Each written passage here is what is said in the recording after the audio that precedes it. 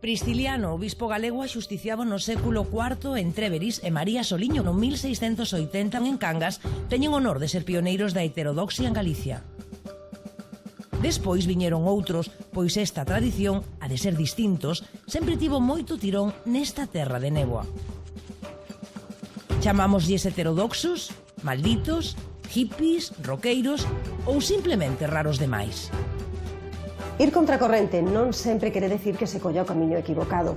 O paso do tempo tennos demostrado en moitísimas ocasións o contrario. De estar contra o mundo, de ir por libre, ser obstinado, é do que imos falar en naqueles tempos.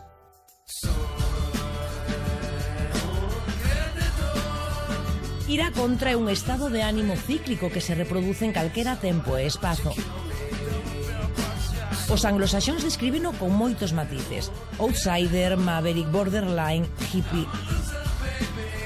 Aquí sintetizámolo en 3 ideas básicas: rachar con todo, ser obstinado, botarlle valor.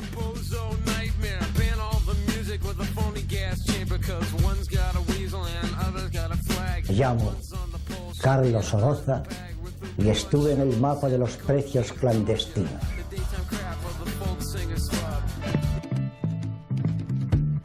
El movimiento Beat es el movimiento de la contracultura cuando entra la revisión contracultural que surge en las universidades, ¿no? No es la anticultura, sino es la cultura, pero en revisión, poniendo en duda todo y haciendo un movimiento, aventando la cultura y refrescándola. Abrir una puerta para que entre en las bibliotecas y entre en los museos de la palabra la frescura del tiempo, ¿no? Carlos Oroza es uno de los recuerdos fascinantes, fantasmagóricos de la época. Es un personaje evidentemente con una personalidad arrolladora, ¿no? Él solo era un espectáculo, una orquesta. Un lume que nos queda. Era tan popular en Madrid, era tan querido, que llegaba al Café Gijón o al Café Lyon y todos los intelectuales le respetaban. Raúl del Pozo, que escribía, lo nombró antes de ayer en su columna. Íbamos allí al Café Gijón, en fin, porque no teníamos pensiones o no las pagábamos, y nos íbamos allí a refugiarnos del frío. Y allí estaba el maldito de los malditos. Era pues una especie de Valle Inclán esquivo, de Valle Inclán delgado, flaco, que le parecía un poco a Victorio de Gassman. A Carlos Oroza nunca se lle viu moito por Viveiro, a vila onde naceu.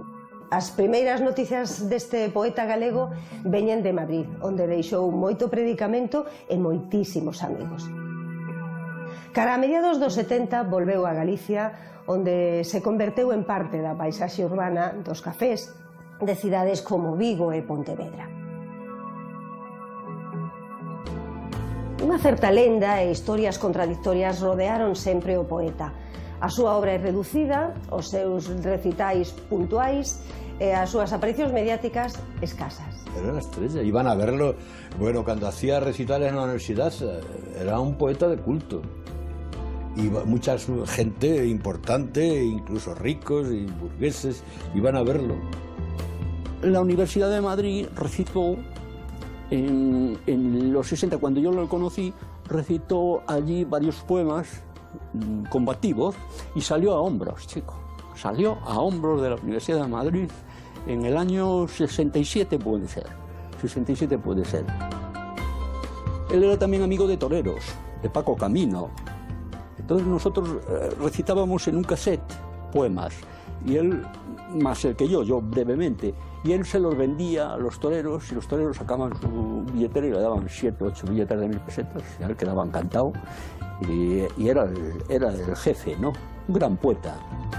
Él vivía en una humilde pensión, y yo iba a visitarlo y se quedaba 4 días encerrado con sus hierbas, bebiendo agua de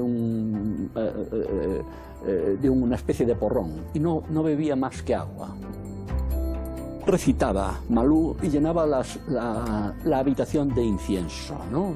Después, como un gran santón, decía que a las chicas que había que desnudarse y que había que entregarse al amor. Ni comía, ni bebía, él estaba sempre eso, co seu asunto espiritual. En fin, todas las mujeres enamoradas de Carlitos. Devorando mis pasos por las sombras una vez me escupiste cerizas en los ojos Y yo te dije, sigue, sigue, sigue.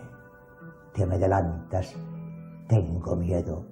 Estás golpeando al mundo. Pero tú me das Malú, Malú, Malú, Malú, Malú, Malú, Malú, para llegar arriba. O Eva, évame, évame, évame, évame, évame, évame, évame, évame, Malú.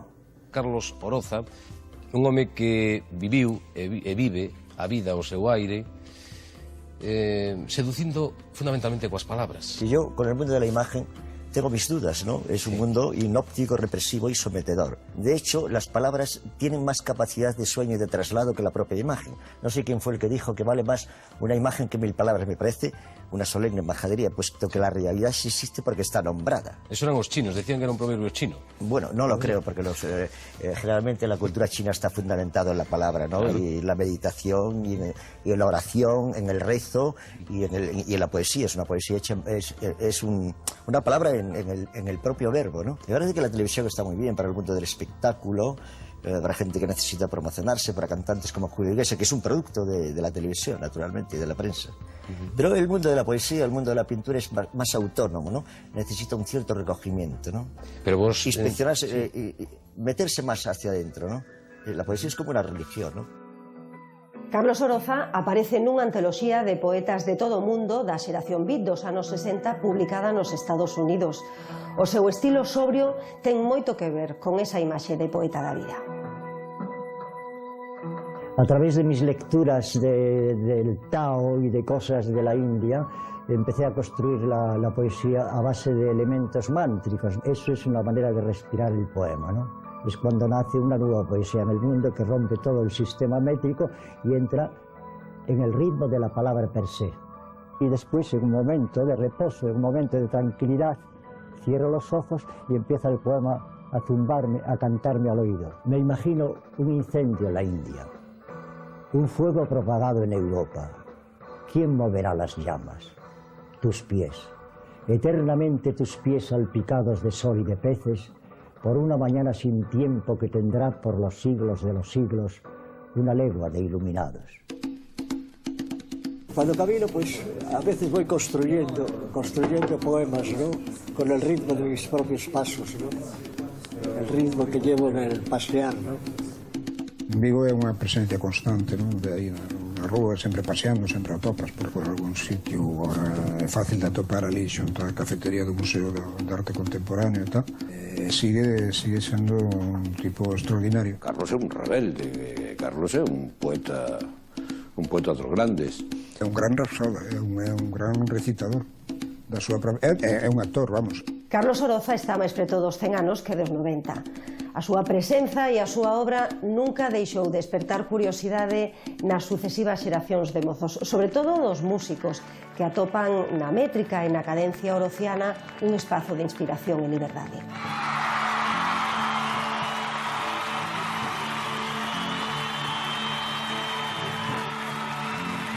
Hoy en Ferragosto, julio triste, prohibido, inasequible, solo. Oh Eva, évame, Eva, évame si me transito. La poesía no es literatura, es una especie de canto, no es rima, es un canto interior, y es a pesar de uno mismo. El que nalca con esa estrella va perdido para toda la vida, ¿no? Porque es la respiración más profunda que hay, ¿no? Es verdaderamente la gran poesía, es hermana gemela de la música, no de la rima, sino del ritmo interior, ¿no? Está mucho más cerca del rock, la gran poesía, que de otra cosa, ¿no? Y pues estaba americando, y pues llevaba un bicho que había salido por su boca, y era por haciendo ruidos con el agua, por besando por el alma de la playa.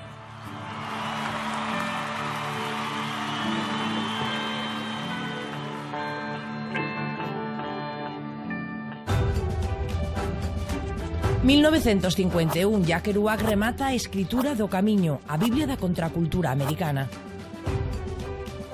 En 1964, Bob Dylan grava a canción The Times They Are Changing, o himno da protesta hippie. 1967. 50.000 manifestantes intentan en Washington que levite o edificio do Pentágono para que remate a guerra de Vietnam. O movimento da Beat Generation ten moita relación ca música, no principio co jazz e despois con eso que foi a psicodelia. Dentro da psicodelia, seguramente un grupo máis emblemático que mellor representa este sonido foron Grateful Dead, sempre reivindicados e sempre de permanente actualidade.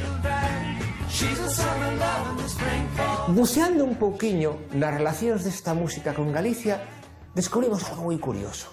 Resulta que Jerry García, que era o líder do grupo Alma Mater, ten orixes galegas. Concretamente, o seu avó era da provincia da Coruña, de Sada. Marchou para Estados Unidos, para San Francisco, e ali quedou convertido casi nun americano moito máis americano que os propios americanos. É a época de eclosión dos paraísos artificiais. Había un elemento de resposta, digamos, ao establecido a través do consumo de drogas. Isto é así porque o consumo de drogas marcaba un estilo de vida. Non é só que se fumaran porros ou que xente tomara ácidos. É que o consumo, digamos, é como elemento de resposta a esa cultura establecida, era un estilo de vida, ¿no? Era un verdadero estilo de vida. Era una experiencia mística, es decir, el poeta Allen Ginsberg tomaba LSD para abrir la perfección. El escritor Aldous Huxley, recuerda, el gran escritor un poco olvidado, abría las puertas de la mente y tomaba LSD. Julian Huxley, su hermano, que era químico, también. El autor del Camino, Kerouac, también.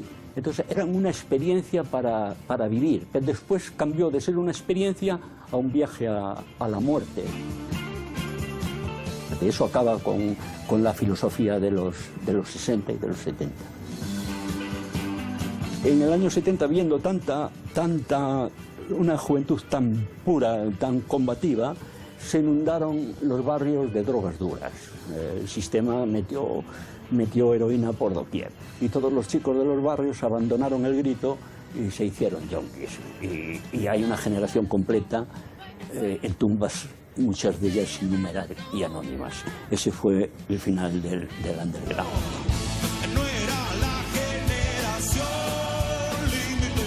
Noguerol ten unha vida de poeta maldito.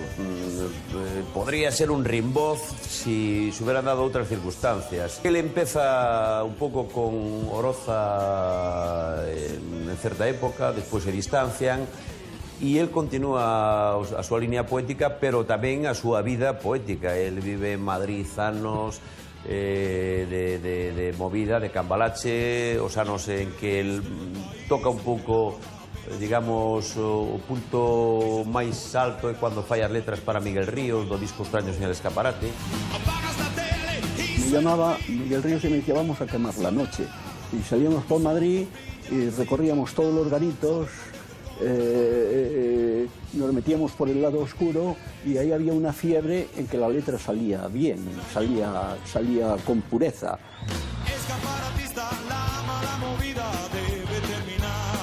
Non se sabe se por gana de transgredir ou por unha tendencia natural a meterse en problemas. O caso é que de volta a Galicia, este poeta da vida deixouse tentar polo lado escuro e entrou en relación cun grupo de portugueses que convertía papel cuxé en billetes de 5.000 pesetas. A relación de Jaime co diñeiro sempre foi moi peculiar porque foi unha persona que o diñeiro non lle deu gran importancia e así como o tiña, o gastaba con generosidade. Fíjate, Eduardo Aribars, siempre recordado, en Madrid, con el que soy todas las noches, siempre me decía que yo no era un buen poeta, sobre todo un buen poeta contestatario, porque no había estado en una celda. Y era verdad, él estuvo unos meses. Entonces, cierto día en Berín, ocurrió que, contestando el sistema económico, pues conecté con determinadas personas que tenían billetes falsos. Esta es la realidad.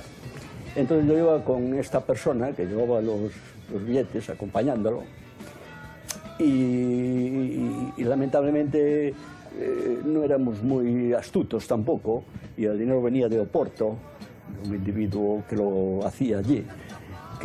Para nosotros era una actitud combativa, el dinero falso contra el sistema, eso es importante. El dinero es la síntesis de la vida, si tú manejas otra clase de dinero ya juegas con el sistema, ¿no? Eso es una actitud libertaria. A celebración dun traballo artístico tan ben feito, en palabras do propio Noguerol, eclipsaría as precaucións que se deben tomar nestes casos e pasou o que case sempre pasa. Os detectaron facilmente porque se iban de Verín a Ourense parando en povos como Abavides, Trasmiras e claro, entraban nun bar, pagaban cun billete de 1000, collían a volta e iban deixando un regueiro de billetes falsos dous tipos que eran inconfundibles. Entonces, bueno, os pillaron en un pispar, ¿no?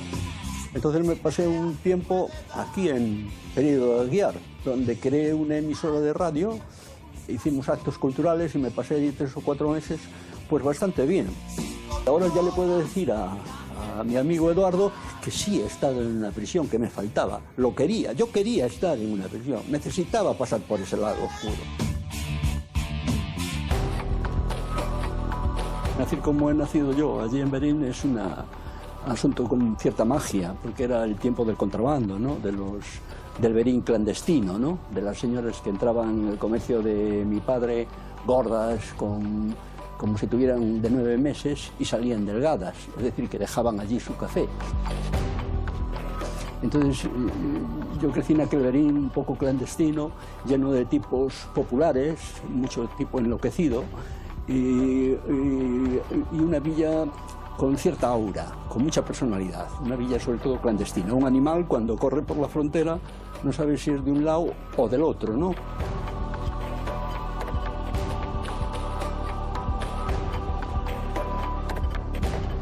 Olía a caldo verde, a vino de Valpasos, a transgresión, a bacalao a la portuguesa, a clandestinidad y a otra moral alejada del pragmatismo que nos agobia. Por supuesto, yo hablo castellano y hablo gallego, mejor castellano, pero el alma, mi blues, mi respiro es galaico. Más que galaico, fronterizo. Lo importante es el sentimiento, no lo que hablas, ¿no? Yo puedo hablar castellano, pero ser a veces casi desesperadamente galaico y muy ourensano, ¿no? Jaime Noguerol é un letrista de referencia dentro dese rock urbano madrileño dos anos 70. Artistas como Miguel Ríos, como o Grupo Cucharada, como a mismísima galega Luz Casal, teñen cantado algunhas cancións donde el tivo moito que ver nos seus textos. Agora mesmo, por exemplo, estou pensando nesa mítica canción emblemática, ese Bienvenidos, estou pensando, por exemplo, en temas como Generación Límite, ou incluso estou pensando nunha canción moi bonita de Miguel Ríos, Extraños en el escaparate. Generación Límite marca un momento histórico, es decir, se acaban los sueños de los 60, los sueños de un mundo de paz, de un mundo de amor, de una democracia verdadera, se acaban todo eso y entramos en el movimiento punk. El cambio es psíquico, decían los de los 60, si ves a tu enemigo, dale una flor, ¿no? Pero el punk le responde, sí, dale la flor, pero tírale también el tiesto. Ese fue el cambio que hubo en el otro. Entonces nosotros decimos, sales de la generación límite si encuentras un propio sueño, tu sueño colectivo o un sueño individual por el que luchar. Este es lo que queremos decir con la generación límite. Oroza e Noguerol viviron os seus anos capitalinos naquel momento de efervescencia do rock urbano madrileño, de grupos como Asfalto, Ñu, Barón Rojo, Cucharada. Galicia temos outro tempo moi distinto. É un momento en que hai que poñer a mirada en NH.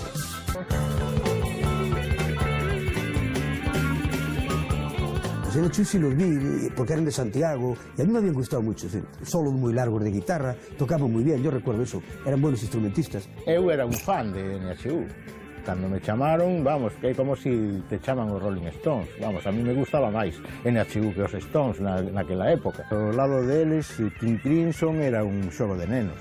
Entón, claro, unha música super complicada, super especial. Facíamos o que queríamos, a ese nivel dicíamos con NHU non transigimos. Íbamos ao ensayo ás 9 da mañán, como se fora un traballo. Salíamos a 1:30, pola tarde, das 4 ás 9, estábamos ali todo o día metidos. Cando salíamos polas noites, salíamos sempre os mesmos, salíamos todos xuntos tamén, entón chegamos a ter unha conexión moi grande, non?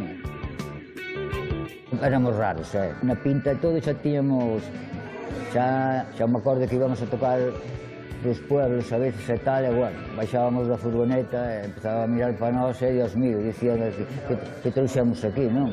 Eu me acordo, por exemplo, que tocamos na aula de cultura e tuvemos que facer números para ir a tocar aí, porque aí daquela iban a tocar solo, era música clásica, non? Éramos que iban. Tuvemos que ir a falar co dueño, contarlle mentiras, dicirlle que tiñamos violís, algún violonchelo, que era unha música galega e tal, con gaitas, encheuse a sala, encheuse afora onde estaban as exposicións, a xente sentada no suelo tamén, e incluso chegaron a romper a porta para entrar. Cancións de case 10 minutos, temas longos, incluso que permitían nos directos un certo desenvolvemento, os solos de algúns instrumentos podían durar 4 ou 5 minutos. Aí estaba unha influencia básica que era do grupo King Crimson, concretamente de un disco santo e seña desta maneira de entender a música que era ese famosísimo In the Court of the Crimson King. Creo que isto era un pouco a base que servía de inspiración, espello donde se miraban NHU.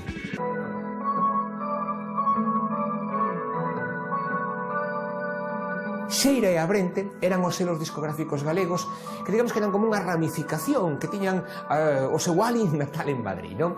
Dentro deste momento de enormes posibilidades de gravar, NHU tamén tiveron a súa, pero claro, os produtores eran conscientes de que non estaban diante dun grupo eminentemente comercial.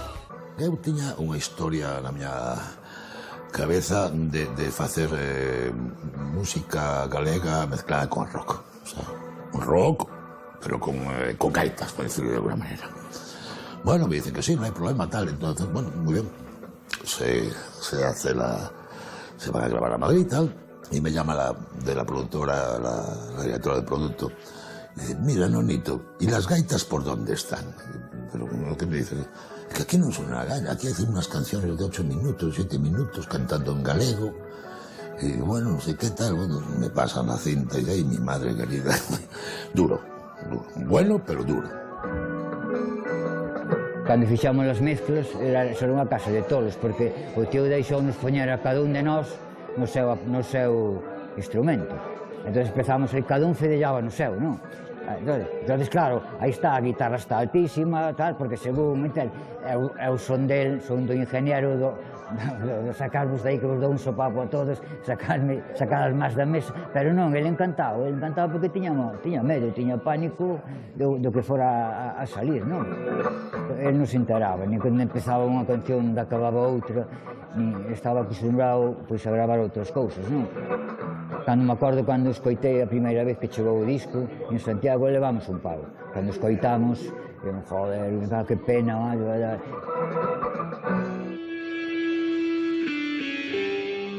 Pese ás escasas vendas e os poucos exemplares que a discográfica puxo no mercado, o disco de NHU, un acrónimo inspirado no grupo hippie It's a Beautiful Day, non pasou desapercibido para esa inmensa minoría que actualmente o colocou entre os favoritos das subastas de eBay.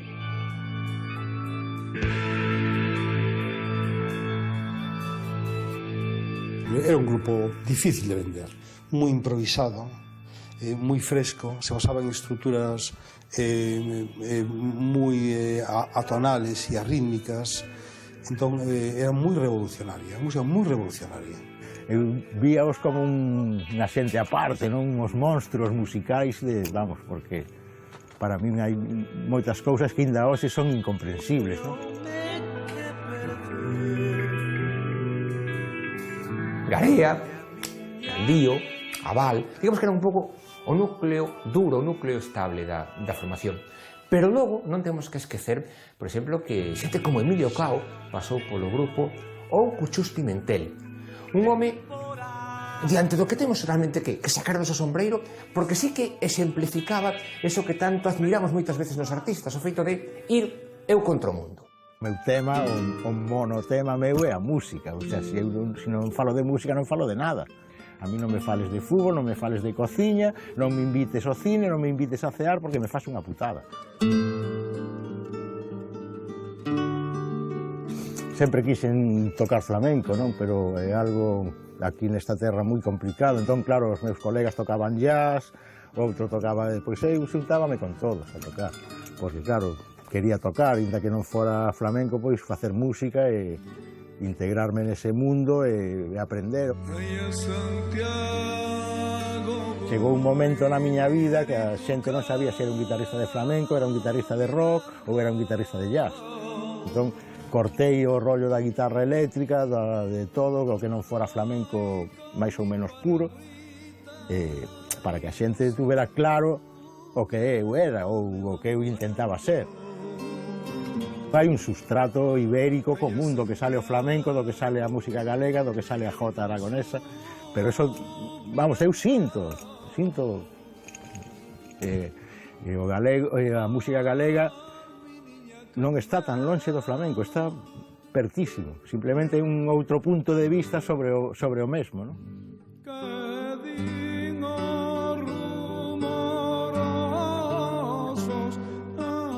As teses de Cuchus Pimentel, ou mellor dito, o seu encasellamento na música flamenca, orixinaron unha forte polémica no Parlamento de Galicia na celebración do seu 25 aniversario. Eu fixen o himno galego pola partitura. Estades todos equivocados, tío. É que tocou o himno por bulería. Eu digo, oye, non mintas que son eu sei o que fago. É que tocaches o himno por bulería. E despois, claro, todo o mundo oye a voz, nadie se preocupa de chequear. Eso saliu na primeira páxina da prensa durante semana. E cartas ao director falando pestes de min. E logo está Carlos Núñez facendo música brasileira e Uxía igual, o sea. E despois a música galega que se vende non existe como tal, é música irlandesa. Entón, por que coño eu non podo tocar o que me apetece, o que me sale da alma?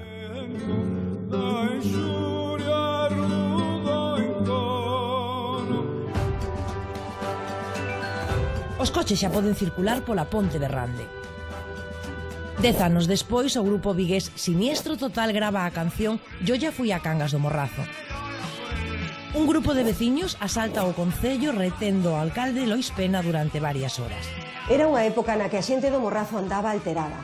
Os estaleiros, a pesca de altura, a de baixura, os impostos municipais, o club de fútbol Alondras, os accesos á autoestrada, a peaxe, Lois Pena, a SGAE e as incansables, aquelas mulleres que obterían os seus minutos de gloria televisiva. Así andaba o Morrazo.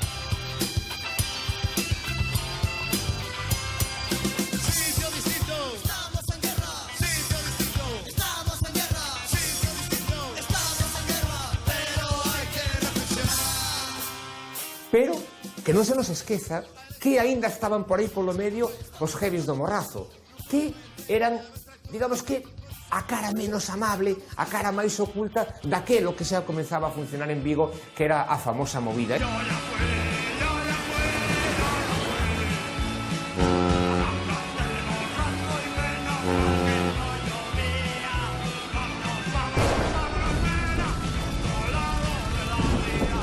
vir a Cangas era toda unha aventura, pero unha aventura divertidísima. Tiñamos que coller o barco, vir pa aquí, no barco xuntábamos uns outros, as cervexas, falábamos, mirábamos o concerto, o remate do concerto tiñamos que voltar e non había maneira. Íbamos po porto, quedábamos ali nas redes, a veces dormindo, a veces charlando, xa era unha noite... Esas son as vivencias maravillosas.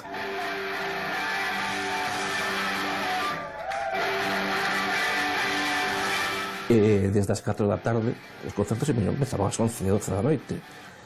Sabíabas, en Cangas, centro o desconcerto un pouco apartadiño de Cangas, pero en Cangas sabíabas rular, como dimos suaves, las chupas de cuero y los pantalones vaqueros, ¿no? Primera tal, luego iba peregrinación, hacia o templo, que era o desconcierto. Viña moita xente de fora, moitísima, moita xente de Pontevedra, de Villagarcía, tamén de Vigo, e, bueno, aquí eran noites gloriosas.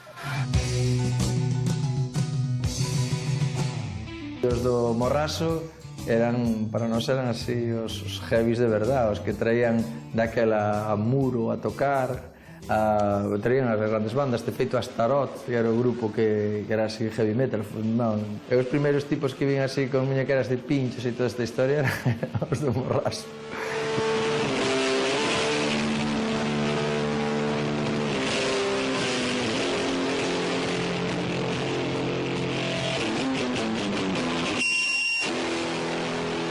As bandas que había en Vigo de heavy metal non eran moitas en comparación coa canteira musical que había aquí no Morrazo. Si, eu penso que a xente do Morrazo é un pouco peculiar, un pouco especial, non? Penso que a filosofía que transmitía o heavy metal nos 80 e o hard rock iba moito coa forma de ser da xente do Morrazo. Do Morrazo sí que hai un sentimento común de pertencer a unha comarca moi especial. E ese sentimento desenrolase no triángulo, digamos, Bueu, Cangas, Moaña. Os tres povos son tres vilas mariñeiras, de maneira que cando nos 80, estamos a falar, finais dos 70, 80, os discos eses discos de rock que eran incontrables en Galicia e en España, algúns deles chegaban ao Morrazo nos barcos do Gran Sol. Íbamos aos locales a escoitar música, a falar cos amigos e a tomar unhas cervezas. Pero non nos valía calquera local, tiña que ser un local onde pincharan a música que a nos gustaba. Porque se entrabas nun local e sonaban cousas que non che gustaban, eso puñache de mala e marchabas. Todos Dios compraba, por exemplo, o rock de luz, a heavy rock, falábamos dos artistas, tal, o sea, que había non era ir a tomar unha garimba e falar, non. Se falaban dos guitarras, os conciertos que viñan, era como a concentración motera rockstar. A época gloriosa do desconcerto comeza a finais dos 80, cando colla sala, nos chamamos de Toño do Rubio, non? E o primeiro concerto que monte o Dr. Philwood. Pero non os Dr. Philwood descafeinados, non, os Dr. Philwood auténticos. Logo veñen os Uriah Heep, logo veñen os Saxo, iso entre as bandas internacionais. E logo tamén viñan os históricos, a Barón Rojo, Asfalto, Ñu, Rosendo. Cando era a Sala Saturno 3, fletábamos autobuses de Vigo, de Ferrol, para cada concierto. O sea, tiñamos un servicio de autobuses, Ribeira, Santiago, o sea, digamos que Cangas nos anos 80 era a sala de rock de Galicia, incluso ten vidos entre Asturias e do País Vasco.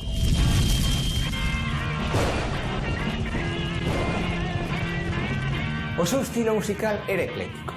Podíamos escoitar unhas pinceladas de rock, un poquinho de pop rock, incluso as influencias da psicodélica, por suposto o rock sinfónico, valía prácticamente todo, polo menos en canto a música.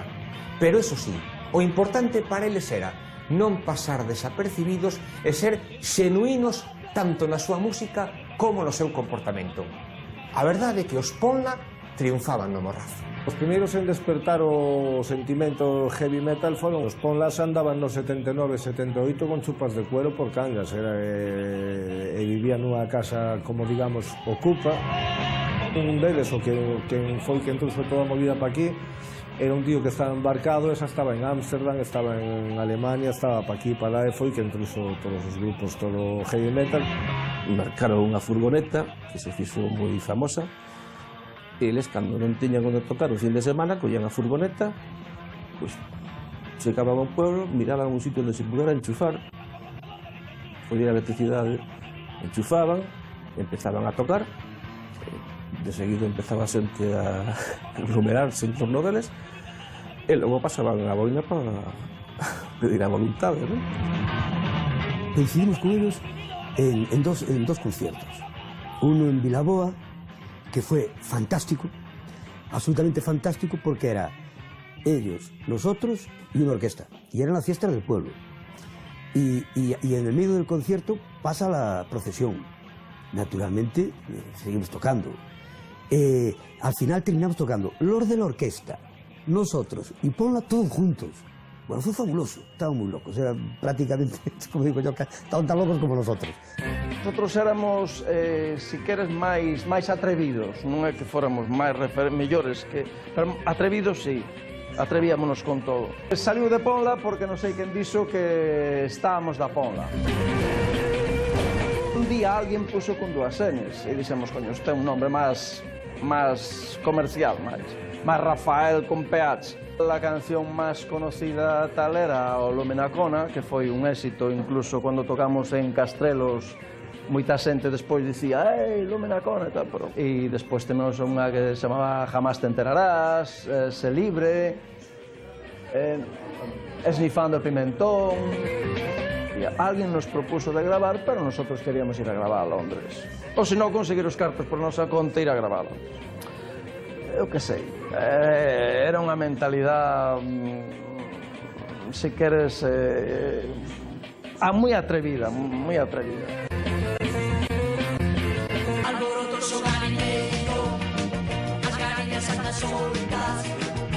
E mentras os Ponla despreciaban esa posibilidade de gravar, a moi poquinhos kilómetros, en Portonovo, un grupo de rapaces descubrí unha conexión que ata entón parece que a ninguén se lle ocurrira. Os Gomadós son o primeiro grupo de rock galego en galego.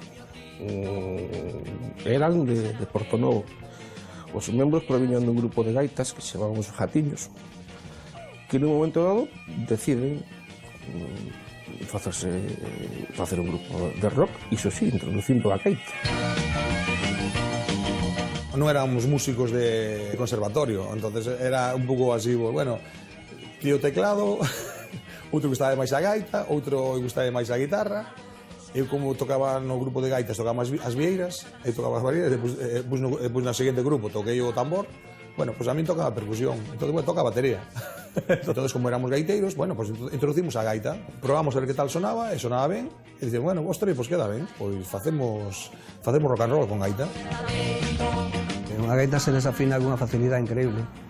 A veces, mentras tocas, deixas a gaita aí colga en calquer lado, se a temperatura, que si tal, empezas a tocar outra vez, ou que se lle foi a saliva, non? Que quedou aí metida na palleta, era complicado.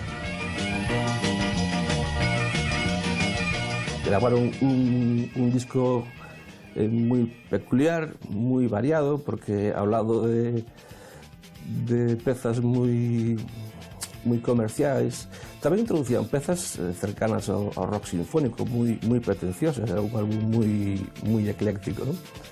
E, bueno, sonaron, especialmente as pezas máis comerciais, como o Galiñeiro, sonaron moito nas radios. Actuamos bastante por toda Galicia, pero de repente veunos a Mili. A Mili rompeunos desfíxonos totalmente.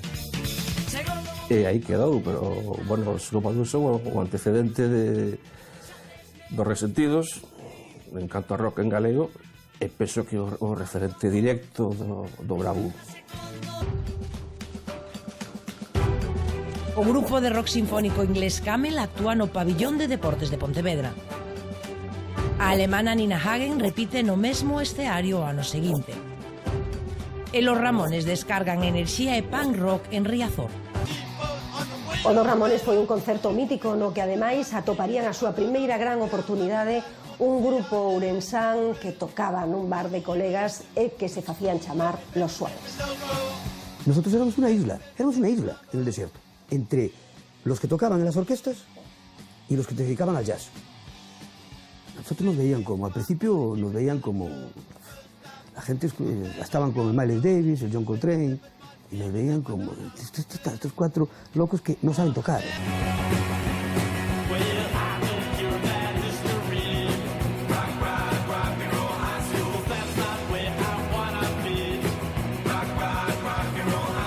¿Por qué tan importante ese concerto de Ramones? Muy fácil, porque rachan un pouco con ese virtuosismo. Eles transmiten a todos os que estábamos ali no seu concerto a posibilidade de que todos podemos subir a un escenario, rasgar 4 cordas nunha guitarra, comprar unha chupa de coiro e inmediatamente transmitir eso que eles nos traían, que non é outra cousa que a vitalidade do punk naquele momento, non?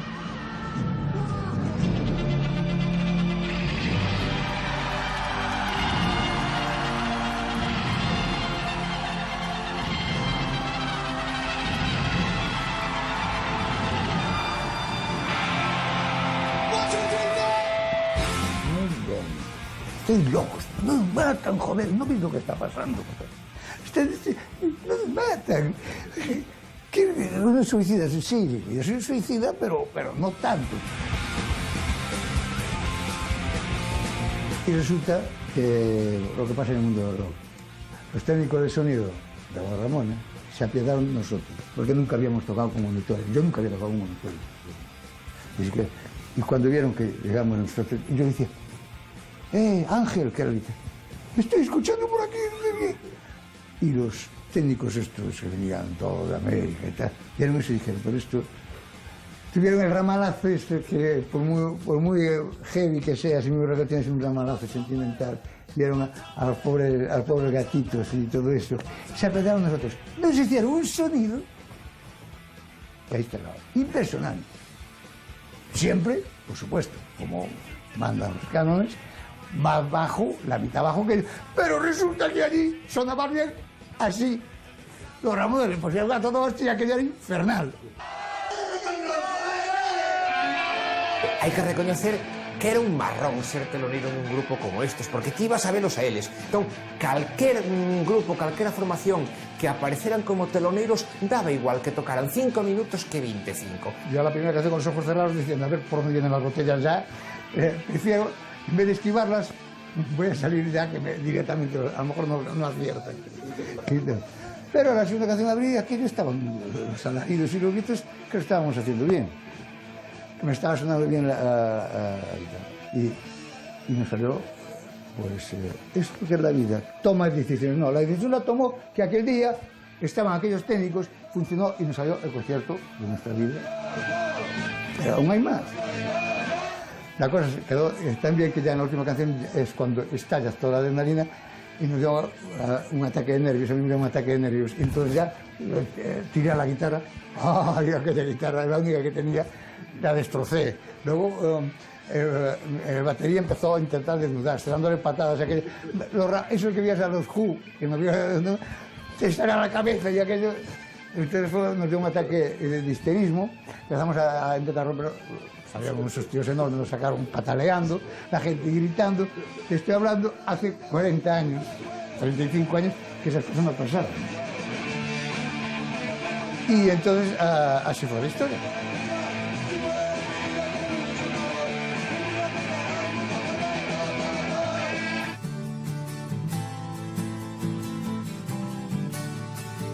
Aquí no estaba nervioso.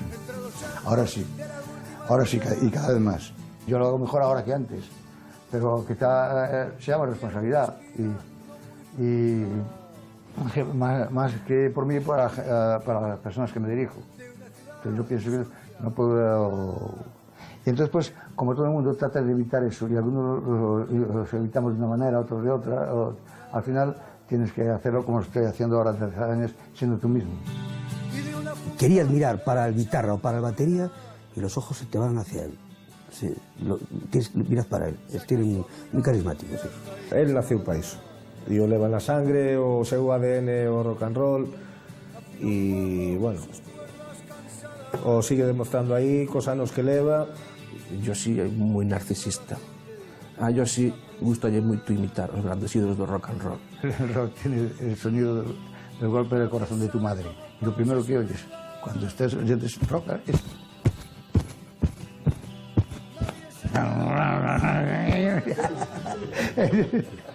Entonces, ¿cómo te va a gustar? Por eso, el que no le gusta el rock and roll, pues no sé, será alguien que está haciendo una probeta, o no puede.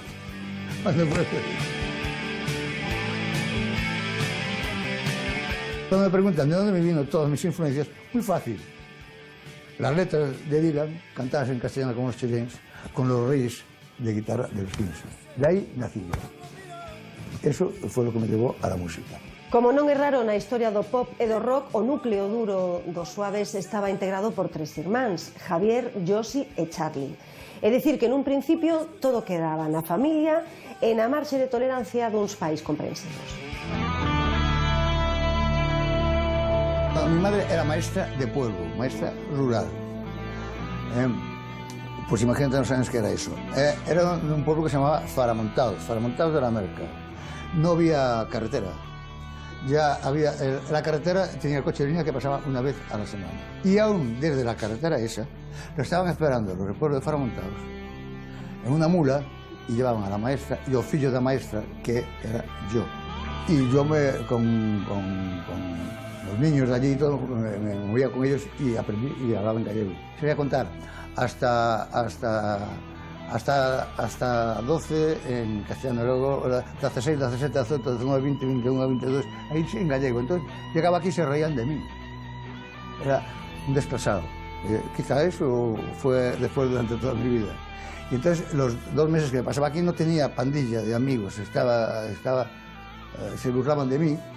Yo recuerdo, mira, ahora me hace recordar una cosa, cuando iba a comprar patatas fritas en el kiosco, dice, a mí que no me las den ardidas. Se estuvieron riendo de mí, que era, y aún lo recuerdo ahora, y hace más de medio siglo.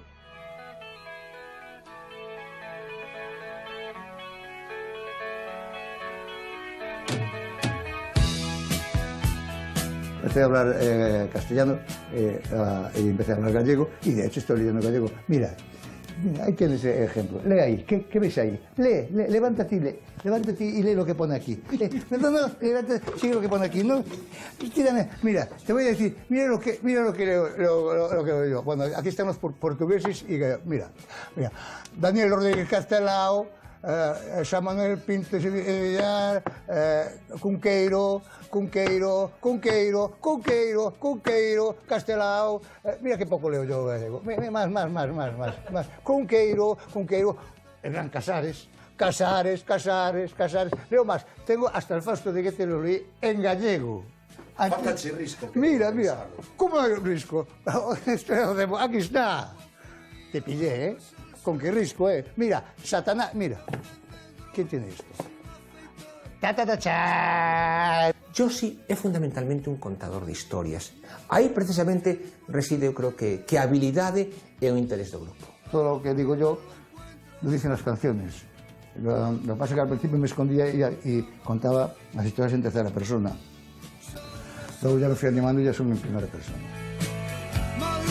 Estas letras non eran normales nin para o rock, que son as letras do rock habitan ser moito máis simples, estas son letras máis elaboradas, e ademais eran letras escritas parecía que para un home adulto, non para a xuventude. Conduciendo son las 6, la botella entre los pies, las penas viajan en coche. Hombre, y tanto. Un tema como sempre igual, que o tema é a balada deles, o himno dos Suaves, é a historia de un traballador baqueteado por todas partes, ¿no? E, sin embargo, a xente só con aquelas letras chegaban. O tema este de 8 de la mañana, tal, dixeronme que él se inspirou, que sí, que foi verdad, que estaba de marcha, iso contado por él, que chegou de marcha, tiña que currar, só sabemos onde, pero non vamos a entrar aí tampouco. E xa lolla así, 8 de la mañana, suena el despertador, te levantas de cama, que non se deitou, pero bueno, non dejes que la verdad te estropee unha buena canción. Las canciones no puedes ir contra ellas. Si quieres endosarle tu speech, tu cosita de la canción, no funciona. Es la canción la que te puede. Esto suena muy raro, es muy hippie, muchas cosas, pero las canciones andan por ahí. Y entonces tú eres un medio.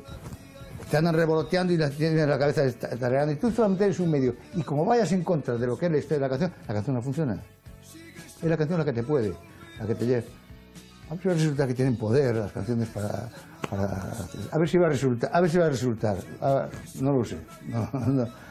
Yo creo que sí.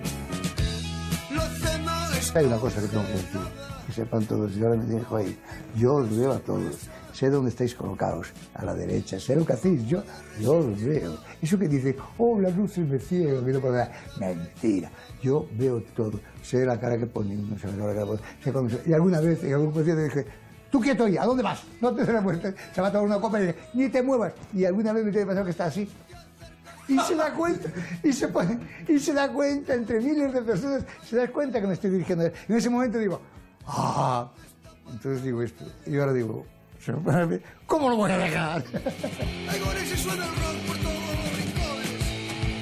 Cando no primeiro LP cantan en Orense suena rock por todos os rincones, non sei se sería certo, porque estamos falando do 79, 80, e non creo que por todos os rincones, non, pero desde logo por onde eles pasaban, sí.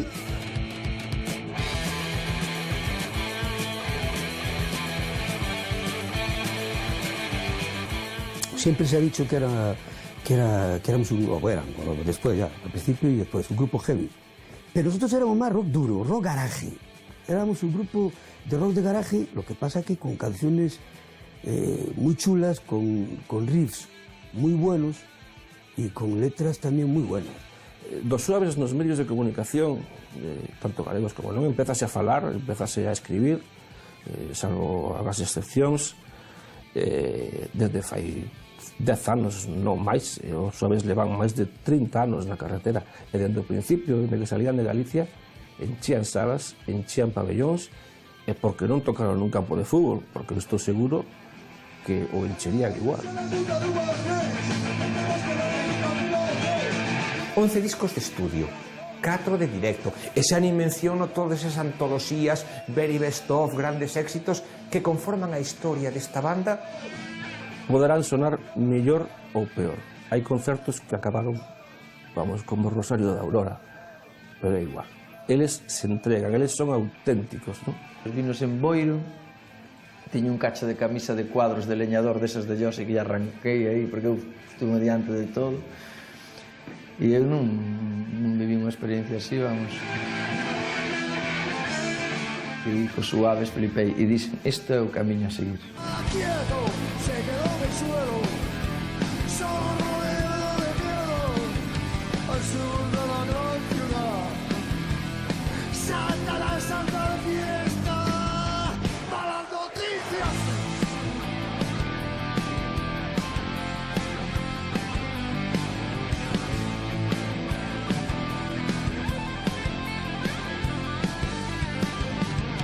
Muy con cara de bueno, sentimental y sincero, murió sin razón.